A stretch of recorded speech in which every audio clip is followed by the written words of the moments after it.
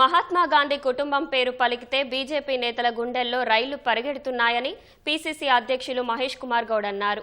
గాడ్సేను పూజించేవారు కాబట్టే గాంధీ పేరు తొలగింపు కుట్ర చేస్తున్నారని ఆరోపించారు. ఉపాధి హామీ పథకం పేరు మార్పును వ్యతిరేకిస్తూ కాంగ్రెస్ పార్టీ దేశవ్యాప్తంగా మహాత్మా గాంధీ విగ్రహాల వద్ద దీక్షలు చేపడుతోంది. ఏఐసీసీ పిలుపు మేరకు పీసీసీ అధ్యక్షుడు మహేష్ కుమార్ గౌడ్ ఆధ్వర్యంలో సికింద్రాబాద్ ప్యారడైజ్లోని ఎంజీ రోడ్ వద్ద మహాత్మా గాంధీ విగ్రహం వద్ద నిరసన తెలిపారు. గాంధీ కుటుంబాన్ని ధైర్యంగా ఎదుర్కొనే ధైర్యం మోదీ, అమిత్ షాలకు లేదని తేల్చి చెప్పారు. దేశ ప్రజల గుండెల్లో గాంధీ పేరు చిరస్మరణీయమని గుర్తు చేశారు. జాతీయ ఉపాధి హామీ పథకంలో గాంధీ పేరు తొలగింపు అప్రజాస్వామిక చర్య అని మంత్రులు శ్రీధర్ బాబు, వాకిటి శ్రీహరి, వివేక్ వెంకటస్వామి, జూపల్లి కృష్ణారావు, అజారుద్దీన్ తెలిపారు. జాతీయ ఉపాధి హామీ పథకానికి తూట్లు పొడుస్తూ గాంధీ పేరు తొలగించడం విచారకరమని ఆవేదన వ్యక్తం చేశారు.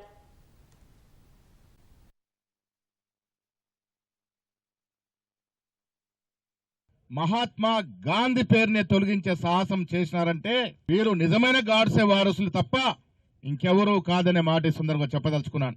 నిజంగా గాంధీ మహాత్ముడి యొక్క నమ్మకాన్ని, వారి విలువల్ని పాటించేవారైతే ఇవాళ మన్రేగా స్కీమ్ నుంచి మహాత్మా గాంధీ పేరు తొలగించరు.